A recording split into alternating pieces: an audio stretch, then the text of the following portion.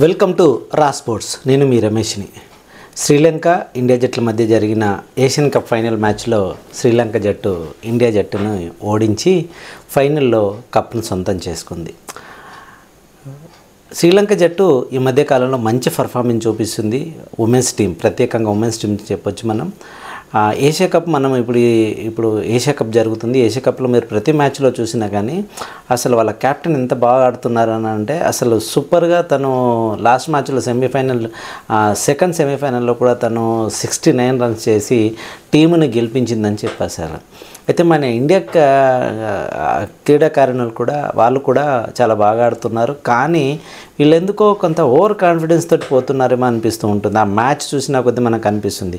ఇందులో మనకు ఓపెనర్స్ స్మృతి మందాన మాత్రమే తన పర్ఫార్మెన్స్ని కన్సిస్టెంట్గా రాణిస్తుంది. కానీ మిగతా వాళ్ళందరూ ఆడితే ఆడుతున్నారు, లేకపోతే చాలా లో స్కోర్కి అవుట్ అయిపోతున్నారు. అలాంటప్పుడు టీం ఎలా గెలుస్తుంది? ఈ ఉమెన్స్ టీం ఎలాగైనా జరిగింది. మీరు చిన్న నేపాల్ టీంలో కానీ, లేకపోతే యూఏ టీం పైన కానీ, లేకపోతే ఈ చిన్న టీంలను కొట్టుకుంటూ వచ్చిందే కానీ శ్రీలంక టీంకి వచ్చేసరికి ఇండియా ఉమెన్స్ టీమ్ పర్ఫార్మెన్స్ని అంత చక్కగా చూపించలేకపోయింది. కారణం ఏంటనంటే కాస్తంత ఓవర్ కాన్ఫిడెన్స్ వెళ్తున్నారా ఏంటిదనేది వాళ్ళ ఆడే తీరును కనిపిస్తూ ఉంటుంది. ఎందుకంటే ఒక పక్క బౌలర్ వేస్తూ ఉంటే బ్యాట్స్మెన్ పరుగులు సాధిస్తున్నప్పుడు ఎలా కట్టడి చేయాలి, ఏం చేయాలి, బౌలింగ్ ఆర్డర్ ఎలా చేంజ్ చేసేయాలి, లేకపోతే ఫీల్డింగ్ ఎలా సెటప్ చేసుకోవాలనేది కాస్తంత ఇబ్బంది పడుతున్నట్టు ఈ మ్యాచ్ చూస్తే అనిపిస్తూ ఉంటుంది. మీరు అందరూ ఈ మ్యాచ్ చూస్తే మీకు తెలిసింది ఎంత పేలవంగా బౌలింగ్ని వేసేసారనేది. అయితే టీం బాగానే ఉన్నా కానీ టీం ఆడే పద్ధతి కాస్తంత మనం ఆలోచించాల్సి వస్తుంది. ఎందుకంటే శ్రీలంక పైన ఈజీగా ఇంతకుముందు గెలిచిన మన ఇండియన్ ఉమెన్స్ టీము ఇప్పుడు ఎందుకు ఫైనల్కి వచ్చేసరికి చతికిల పడిపోయిందని అంటే వాళ్ళు కాస్తంత ఈజీగా తీసుకున్నట్టు మనకు అనిపిస్తూ ఉంటుంది.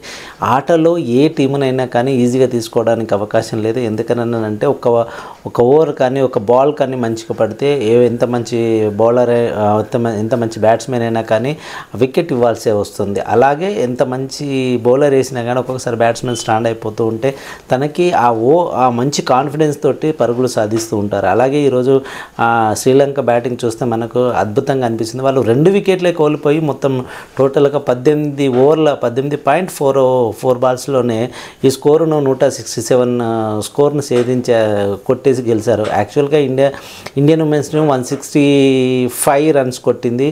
అది 6 వికెట్స్ నష్టపోయి. అయినా మన బౌలింగ్ ఆర్డర్ బాగానే ఉండే. మరి ఆ బౌలింగ్ ఆర్డర్ని వీళ్ళు ఎందుకు ఉపయోగించుకోలేదో ఏంటిది అనేది మనకు మ్యాచ్ చూస్తే తెలుస్తూ ఉంటుంది.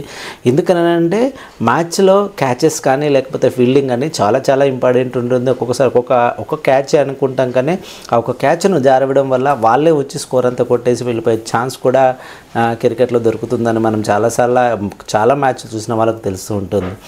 ఏదేమైనా కానీ ఈరోజు ఇండియా ఉమెన్స్ టీము తన మంచి అవకాశాన్ని చేజార్చుకొని ఈరోజు ఫైనల్లో ఓడిపోయిందని చెప్పేసి శ్రీలంక చాలా కాన్ఫిడెంట్గా వాళ్ళ యొక్క బ్యాటింగ్ ఆర్డర్ని ఎలా అద్భుతంగా మలుచుకొని వాళ్ళు ఆ కాన్ఫిడెన్స్ తోటి ఆడి కప్పు కట్టారనేది మనం చూస్తే తెలిసింది. కంగ్రాట్స్ శ్రీలంక ఉమెన్స్ జట్టు, మీరు చాలా బాగా ఆడారు. అలాగే ఇండియన్ కూడా బాగానే ఆడింది. కానీ ఇప్పుడు నేను చెప్పాను కదా ఇంతకుముందు ఎందుకు అంత ఈజీగా తీసుకున్నారా ఏంటి అనేది.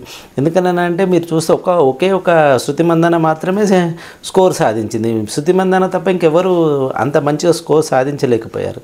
కారణం ఓవర్ కాన్ఫిడెన్స్ అని చెప్పేసి. చూద్దాం రాను కనీసం వీళ్ళు ఇకనైనా టీమ్స్ ఆడేటప్పుడు చాలా జాగ్రత్తగా ఆడతారా లేదని, రానున్న టీంలో పర్ఫార్మెన్స్ వీళ్ళు మెరుగుపరుచుకుంటారని మనం ఆశిద్దాం. Thank you very much. మీరందరూ రా స్పోర్ట్స్ చూస్తున్నందుకు. చూడడమే కాదు, దీన్ని సబ్స్క్రైబ్ చేయండి, షేర్ చేయండి, లైక్ చేయండి.